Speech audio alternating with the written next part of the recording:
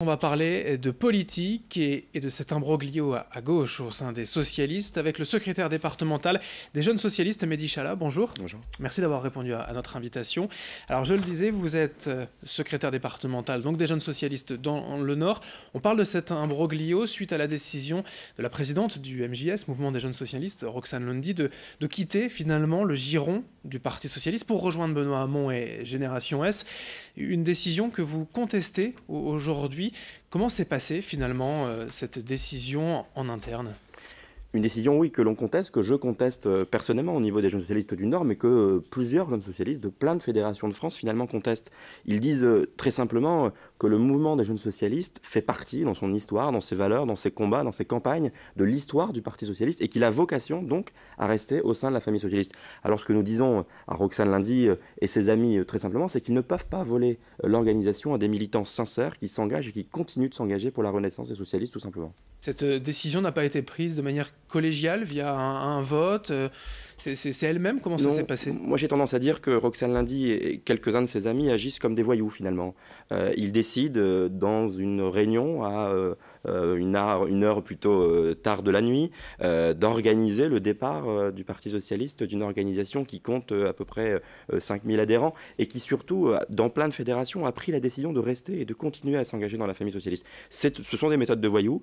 Dire je reste président du mouvement des jeunes socialistes et je vais à Génération sans même consulter les militants en organisant un congrès un peu particulier finalement, le 7 avril, le même jour que le congrès du Parti socialiste, sont des méthodes de voyous.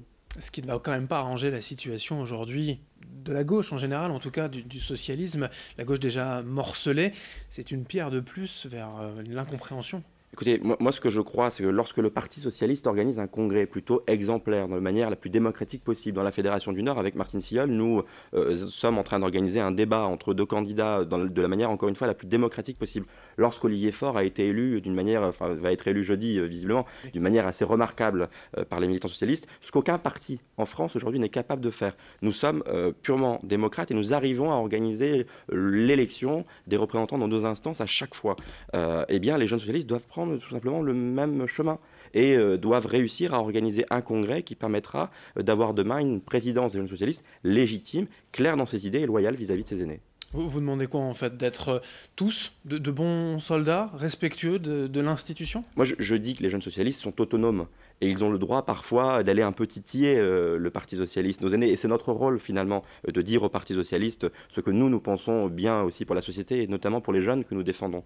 Cependant, le Parti socialiste a une histoire commune avec le mouvement des jeunes socialistes. Et bien qu'il ait acquis son autonomie il y a maintenant quelques années, il est essentiellement dans la famille socialiste. Alors moi ce que je dis, c'est que celles et ceux qui veulent aller en marche vont en marche. Celles et ceux qui veulent aller chez Génération vont chez Génération. Celles et ceux qui veulent quitter la famille socialiste pour d'autres chemins et d'autres courses le font également. Mais les socialistes ont un rôle et une place dans la famille socialiste et les jeunes socialistes ont une place dans la famille socialiste. Il y a quand même voilà, ce problème, clairement, il y a les jeunes insoumis avec Mélenchon, vous le disiez, En Marche, qui a certainement aussi récupéré des électeurs. Deux partis maintenant globalement socialistes. C'est quoi le problème ? C'est les idées, les institutions ou les personnalités elles-mêmes ? Vous dites deux partis socialistes, moi je n'en vois qu'un. Il y a un grand parti socialiste au centre de la gauche, entre effectivement la gauche de Jean-Luc Mélenchon et le libéralisme du centre, on ne sait pas trop, qui se disait ni de droite ni de gauche, qui finalement n'est ni de gauche d'Emmanuel Macron. Je crois qu'il y a une place entre les deux pour la social-démocratie.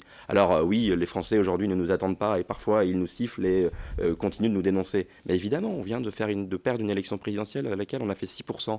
Nous n'avons plus un seul député dans le Nord. Nous avons un député du Front National dans le Nord. Notre rôle aujourd'hui, il est d'abord de nous retourner vers nous-mêmes, de dire aux militants socialistes quel parti nous voulons demain, sur quelle ligne, avec quelle organisation, avec quel statut, avec quel nom aussi, pourquoi pas. Et puis demain, nous pourrons repartir de manière plus crédible vers les élections. Je le répète, le problème, c'est l'institution, Parti socialiste, Génération S, France insoumise, ou les personnalités, mais vraiment, et voilà, les a priori que chacun a entre... Moi, j'ai plein de camarades, évidemment, à Génération S, j'ai plein de camarades qui sont dans les autres partis de la gauche. Simplement, que chacun aille dans son parti, permettre à son parti d'être une force de proposition pour demain, et le jour où les partis de gauche devront se retrouver pour proposer une candidature alternative, pour proposer des projets alternatifs et se rassembler face à la droite et face à l'extrême droite, nous le ferons. Et la gauche a toujours été à la hauteur de ces rendez-vous. En même temps, pour être une force d'opposition aujourd'hui à Emmanuel Macron, c'est pas non plus une bonne solution d'être ainsi divisé. Non, c'est pas non plus une bonne solution que d'être ainsi divisé, mais la solution, je crois que c'est de se poser les questions en interne d'abord. De quelle ligne politique nous voulons pour demain, de comment nous allons reparler aux Français. Vous le voyez bien, il n'y a aucun Français qui aujourd'hui attend les socialistes. Je le répète, 6% à l'élection présidentielle et une élection législative donnant 0 député dans le Nord. 2 sénateurs quand même. Notre responsabilité, elle est de retourner parler aux Français, de retourner dans le mouvement social, de retourner dans les associations, de continuer à nous mobiliser, de continuer à dire les socialistes, ils sont là et ils défendent finalement les citoyens quand la droite et quand Emmanuel Macron actuellement est en train de casser un certain nombre d'acquis sociaux. Vous espérez encore que le Parti socialiste puisse rassembler Oui, la gauche? bien sûr, c'est pour ça que j'y reste. Moi, je crois que dans la gauche, il y a toujours eu une histoire avec un parti central, majoritaire, qui permettait d'accéder au gouvernement. C'est la place du Parti socialiste, c'est la place des socialistes. On les appellera comme on veut demain, mais c'est la place de la social-démocratie. Je crois qu'elle existe encore. C'est là, justement, mon désaccord, finalement, avec les militants de Benoît Hamon. Moi, je crois que la social-démocratie n'est pas morte et qu'elle a une place dans notre pays. Et les prochaines échéances importantes donc, qui arrivent, voilà, vous le disiez, le congrès le 7 avril, etc. Qu'est-ce que vous attendez de tous ces grands événements à venir? Je crois que sur le congrès du Parti socialiste, les militants ont envoyé un signal fort en votant largement pour Olivier Faure. Ils ont choisi le rassemblement, ils ont choisi la renaissance du Parti socialiste. C'est une bonne chose. Les jeunes socialistes devront faire pareil, devront rester dans la famille socialiste, et puis ensuite, on devra entamer les élections d'abord européennes, puis municipales, pour aller d'abord garder des positions. Je pense évidemment à Lille, mais à toutes les villes à Denain, où la gauche est encore majoritaire, et ensuite aller reconquérir des positions. Je pense évidemment dans la métropole lilloise, à Roubaix, à Tourcoing, ces villes où finalement, sur la base d'un accident et d'un désaccord, la gauche parfois a pu se perdre. Vous imaginez devoir, vous, peut-être quitter le MJS si jamais vous êtes profondément en désaccord et que Roxane Lundy finalement gagne entre guillemets Alors, son pari si Roxane Lundy, dans la grande logique qui aujourd'hui la caractérise, décide dans le congrès illégal du 7 avril de partir avec l'organisation vers Génération. Évidemment, je n'y ai plus ma place. Évidemment, les militants qui veulent rester dans la famille socialiste n'y ont plus leur place. Il y aura de nouveau une nouvelle institution. Et nous prendrons nos responsabilités. J'ai cru comprendre que Roxane Lundy disait vouloir nous laisser le nom de Jeunes Socialistes. Je l'en remercie. Et donc, dans ce cas-là, nous créerons évidemment notre organisation. Mais d'abord, je dis que nous ne laisserons pas faire. Et nous ne laisserons pas faire une direction contestée, prendre en otage les militants et l'organisation. Eh bien, l'imbroglio donc se poursuit à gauche. Merci en tout cas Mehdi Chala, secrétaire départemental donc des Jeunes Socialistes, d'être venu aujourd'hui nous éclairer sur cette situation.